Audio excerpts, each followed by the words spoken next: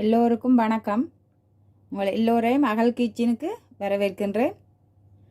நான் இப்போ பார்த்தீங்கன்னு சொன்னால் இன்றைக்கு ஒரு சங்கடகர சதுர்த்தி என்றதால் பிள்ளையாருக்கு பிடிச்ச ஒரு அவல் ஒன்று செய்ய போகிறேன். அது அவல் ஒரு வித்தியாசமான முறையெல்லாம் நான் செய்து காட்ட போகிறேன். பாருங்க, என்னென்னு சொன்னால் அதுக்கு அவலை இதில் கழுவி வச்சிருக்கிறேன். இதில் கொஞ்சம் வெல்லம் எடுத்து வச்சிருக்கிறேன்.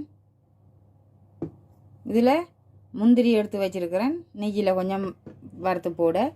இது நெய் எடுத்து வச்சுக்கிறேன். இதில் ஏலக்காய் பவுடர், இதில் தேங்காய் பூ. இப்போ நான் அதை எப்படி செய்கிறதுன்னு சொல்லி காட்ட போகிறேன். இதில் அடுப்பில் ஒரு பாத்திரம் வச்சுருக்கிறேன். அதுக்குள்ளே இவ்வளோ ஒரு நெய் சேர்க்கிறேன் அந்த முந்திரி வறுத்து எடுக்கிறதுக்கு.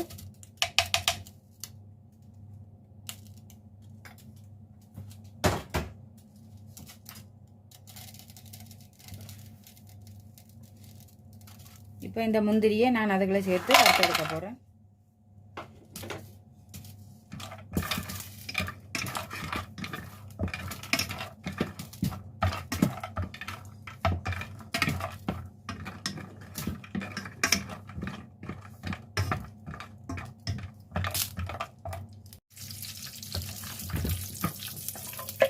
இப்போ நெய் வறுத்தாச்சு, இதை எடுத்துக்க போகிறேன்.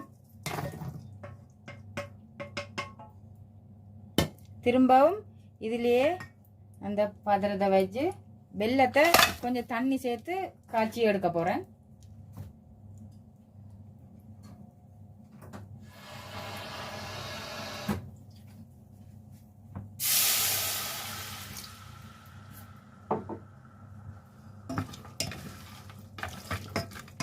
இப்போ இது கரைஞ்சி வர வேணும்.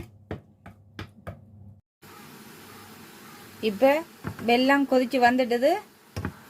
நான் இந்த நேரம் அவலை இதுக்குள்ள சேர்க்கிறேன்.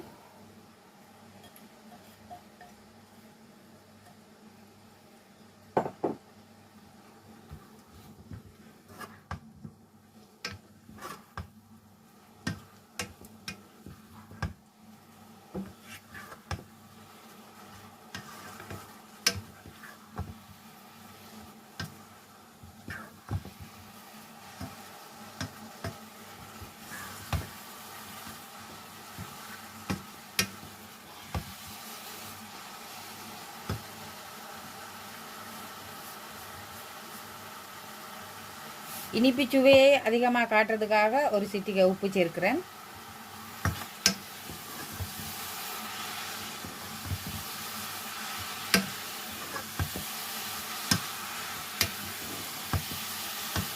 இப்போ நான் இந்த ஸ்டேஜில் துருவின தேங்காயை சேர்க்கிறேன்.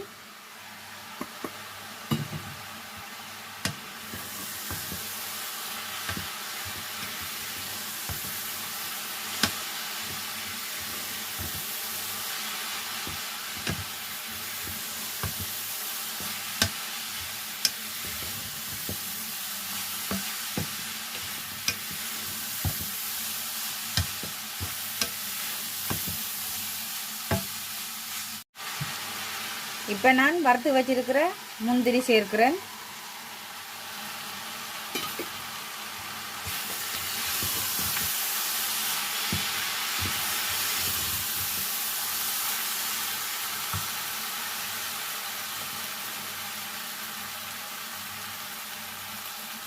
அதே நேரம் அரைச்சி வச்ச ஏலக்காய் பொடியையும் சேர்க்கிறேன்.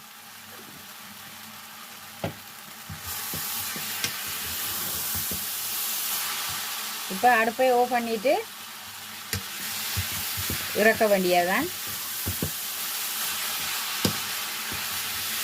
இதைத்தான் நான் பிள்ளையாருக்கு படைக்க போகிறேன். இன்றைக்கு சதுர்த்தி வார நாளுகளில் நீங்கள் இப்படி ஒரு அவலை இப்படி ஒரு இந்த முறையில் செய்து பிள்ளையாருக்கு வைக்கலாம்.